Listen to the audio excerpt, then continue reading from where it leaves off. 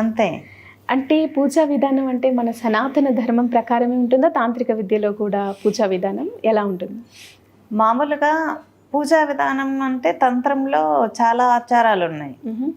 ఇప్పుడు సమయాచారం, దక్షిణాచారం, వామాచారం, కుళాచారం, అఘోర ఆచారం అని చాలా ఆచారాలున్నాయి. ప్రస్తుతానికి ఉన్నవి మనుగడలో 4 ఆచారాలే మనుగడలో ఉన్నాయి. పిరమిడ్ ధ్యానాలు, యోగా మెడిటేషన్స్ ఇవన్నీ సమయాచారం కిందకి వస్తాయి.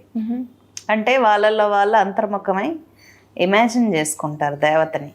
ఇమాజిన్ చేసుకొని యోగా మెడిటేషన్ ద్వారా ధ్యాన స్థితిలోకి వెళ్తారు. కాస్మిక్ పవర్ అనేది వస్తుందన్నమాట. బిందు చక్రం ఇక్కడ ఉంటుంది కదా సహస్రారం మీద, కాస్మిక్ పవర్ అనేది అక్కడ దూకుతుంది. కాబట్టి పవర్ అనేది సోల్ ఎలివేట్ అవుతుంది, బాగా సోల్ పవర్ఫుల్గా అవుతుంది. మనం అనుకున్న పనులు అవ్వడం, మనం ప్లెజెంట్గా ఉండడం అన్నీ జరుగుతాయి.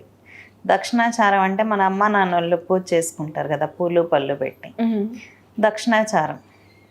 దక్షిణాచారంలో మేల్ డామినేషన్ ఉంటుంది, మేల్ గాడెస్ డామినేషన్. అంటే అంతా పురుష దేవతలు ఎక్కువగా ఆరాధిస్తూ ఉంటారు దక్షిణాచారంలో.